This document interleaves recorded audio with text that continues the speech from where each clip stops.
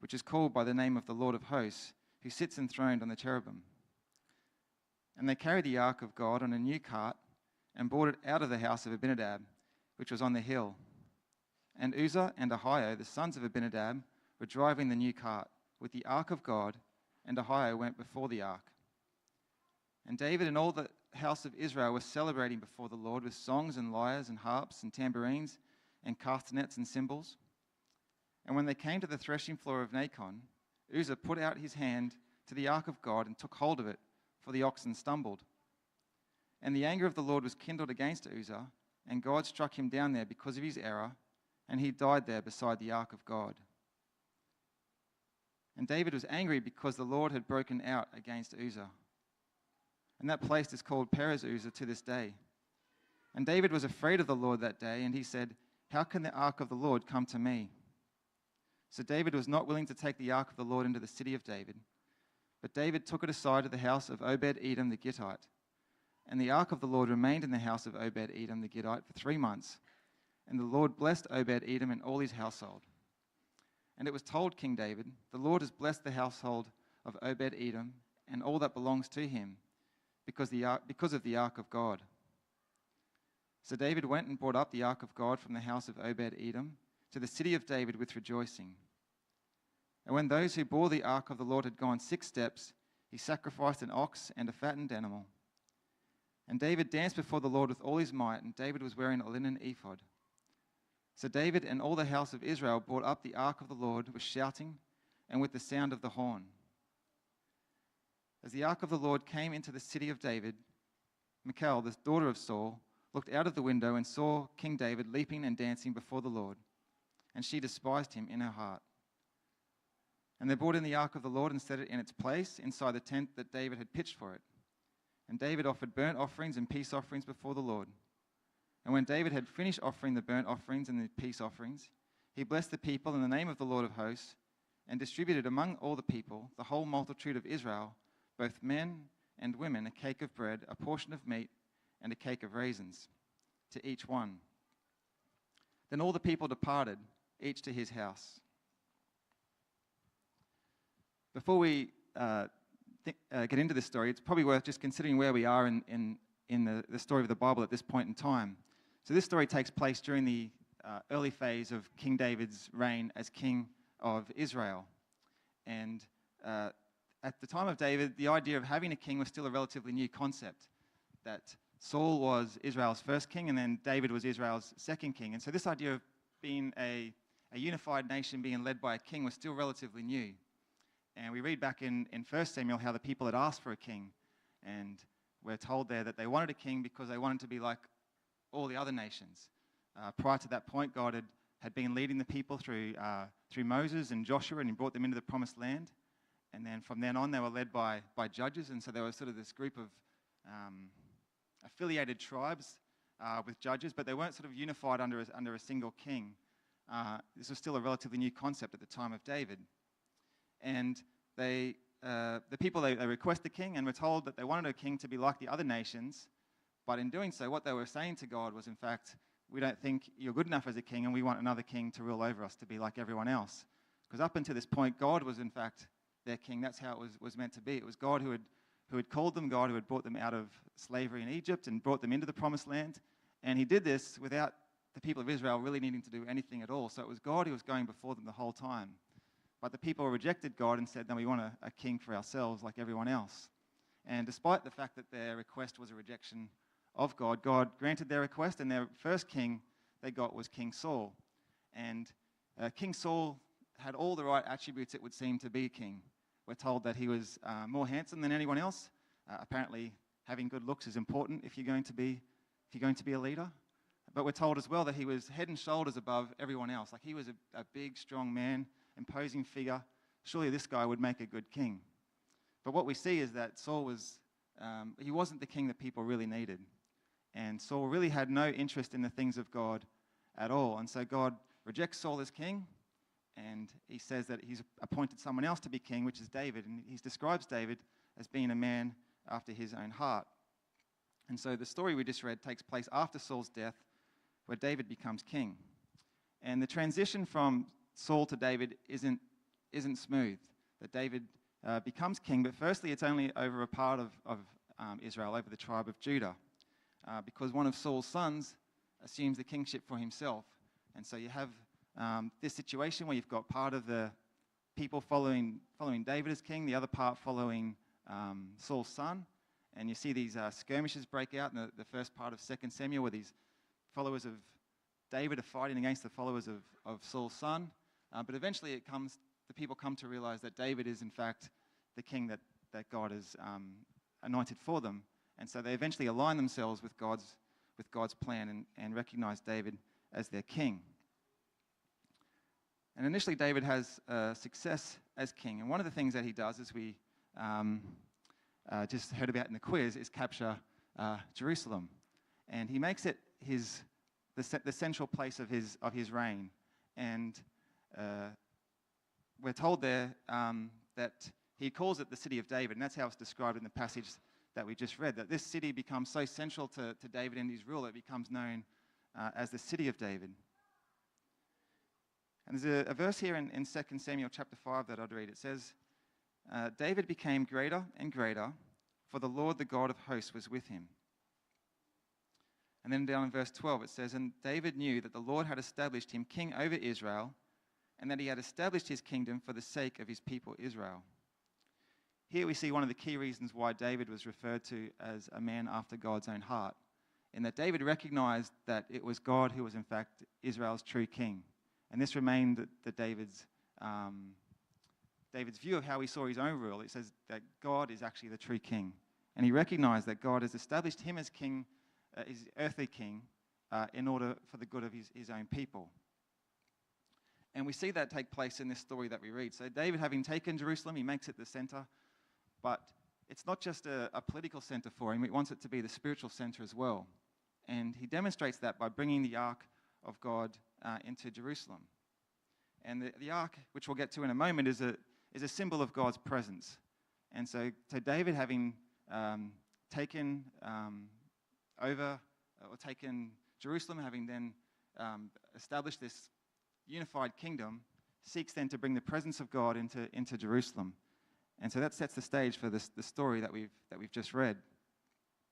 And as we reflect on this passage, there are three key points that I'd like us to consider. The first thing is why David needed God's presence. Secondly, why he realized he couldn't handle God's presence. And then finally, how God's grace made it possible for David to experience and to celebrate his presence. So why he needed it, why he couldn't handle it, but how God's grace made it possible. So firstly, we see here that David needed God's presence. And the Ark of the Covenant was had a central place in Israel's worship. We read about it in the book of Exodus, where God had instructed Moses to build the Ark of the Covenant. And it's unlike the Ark with Noah. Instead it's a wooden box, and God gives Moses really specific details about how this wooden box is to be constructed. Very specific details about the materials that are to be used, specific details about the exact dimensions that it's to have, how it's to be inlaid with gold. So have a seat which was made of pure gold over the top, and two-winged cherubim, two-winged angels on the sides. And so there's very specific details about exactly what this ark is meant to look like, what it's meant to be made from, what size it's meant to be. And it was there that God promised to meet and guide his people. And throughout the Old Testament, the ark is then referred to as the throne where God was seated. And so you have this ark, which is a symbol of both God's holiness in its exact dimensions and details about what it's meant to look like and how it's meant to be interacted with, because it's representing God's holiness. But at the same time, it's a place where God promises that he will meet and interact and guide his people. And at this point in time, in 2 Samuel chapter 6, up until then, the ark had been largely neglected. That earlier in 1 Samuel, we read about how the Israelites had taken the ark and they took it with them into battle. And they tried to use the ark of God as like a magic stick. They thought that we'll take it into battle with us, and as long as we've got that, we'll win. But what ends up happening is they end up getting defeated, and the Philistines, who they're fighting against, capture the ark and take it back home with them. And then several months pass, and God sends plagues on the Philistines for having taken the ark. So they move it from town to town, and God keeps sending these plagues, and eventually they send it back. But when they send it back to Israel, it sort of remains in obscurity, and we don't hear much about it again in the book of Samuel until we get to chapter 6. And while Saul was disinterested in the things of God, David wasn't about to make that same mistake. And David was determined not to leave the ark in obscurity, but instead recognize that he and the people of Israel needed God's presence in their lives. David knew that if he didn't have God's presence with him, the people would very quickly just return to that dysfunctional group of loosely affiliated tribes rather than the unified nation led by a king. And so David seeks, firstly, he wants to get the Ark of the Covenant, the Ark of God, back into Jerusalem. And so while David firstly recognizes his need for God's presence, but quickly he recognizes that he can't handle God's presence. David's ambition is clearly one that's God-honoring, and yet despite of that, things don't go according to plan. David makes this event a big deal. It's told that he gathers 30,000 people. There's a whole manner of instruments. There's singing and dancing. And this event of bringing the ark back into Jerusalem is a really public event, and David wants to make this a big celebration. He gathers all the people. Thousands of people come together. There's singing, there's dancing, there's instruments. He makes this a big deal. But then all of a sudden, along the journey, something changes. As we're told that they put the ark on a cart, and it's being carried along by oxen, and the people are walking beside it. And as they're walking along, the oxen, for some reason, stumble. And so one of the men who's walking beside the ark, almost instinctively, it seems, reaches out his hand to grab it to stop it from falling.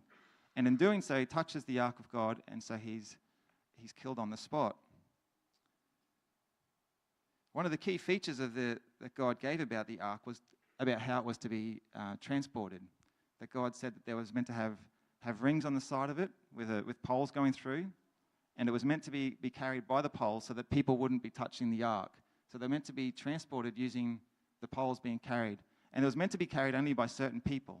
Not anyone could carry the ark, given that it was representative of God's presence, of God's holiness. He had very clear instructions about who it was to be carried, who it was who was able to carry the ark, and how it was to be carried.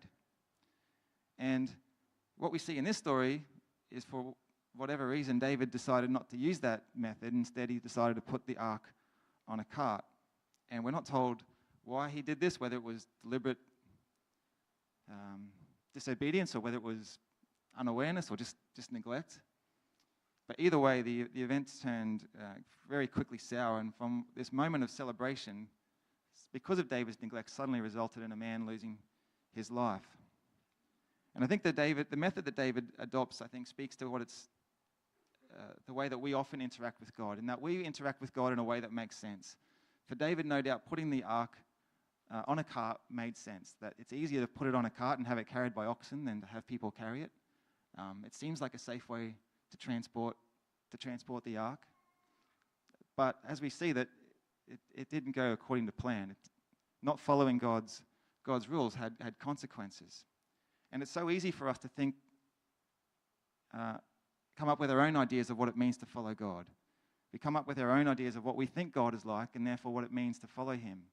Which is why we need to be continually reading God's word all the time, because the reality is God is so much greater than we could ever imagine. And if we just limit God to what we're capable of coming up with ourselves, then he's always going to be limited to our own intellectual capabilities, the capabilities of our own imaginations. But what we see in Scripture is God is so much greater than anything we could imagine, which is why we need to be reading God's word regularly, so we get a clear picture of what he's actually like and how he wants to relate to us and how he wants us to relate to him. And so David's first response at this event, at the man losing his life, is anger. He's angry at God. He's angry at God because God has acted out against Uzzah. I think there's a very human reaction. And I think even reading through this story, we can kind of sort of feel some of that ourselves. That it would seem that Uzzah's reaction in putting his hand out was almost instinctive, and it was perhaps trying to protect the ark, if anything, yet it cost him his life. But David's response quickly moves beyond anger, and it turns to fear. And I think this is where the story becomes somewhat confronting to us. Because we become so accustomed to sin, we become so accustomed to the things in our lives which aren't right, that we almost don't recognize the seriousness of it.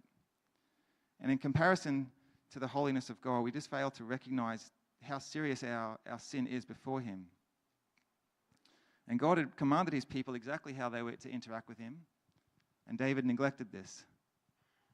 And so soon recognizing this, his attitude shifts from anger towards God to one of being fearful of him.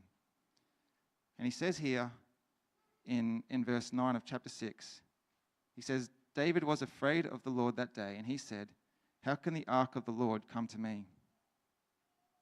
As David started